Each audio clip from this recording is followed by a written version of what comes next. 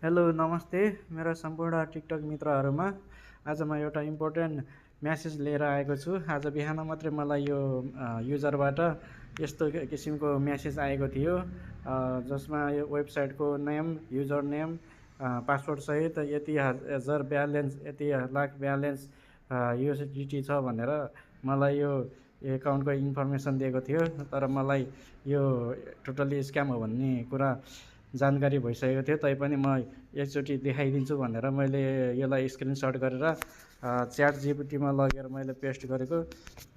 Chat जिपिटीले चाहिँ totally यस्तो कारणसहित पुरा यसरी देखाइदिएको हुन्छ, यो टोटल्ली स्क्याम हो भनेर। सो तपाईँहरू पनि यस्तो म्यासेज देख्ने बित्तिकै लोभ लालचमा नआइकन अलिकति सचेत बन्नु होला र यस्तो युजरलाई चाहिँ तुरुन्तै ब्लक गरिदिनु होला। मैले ब्लक गरिसकेको छु र यस्तो म्यासेजहरूदेखि अलिकति सतर्क बन्नु होला भन्न चाहन्छु। हजुरहरूको जय जय होस्। धन्यवाद।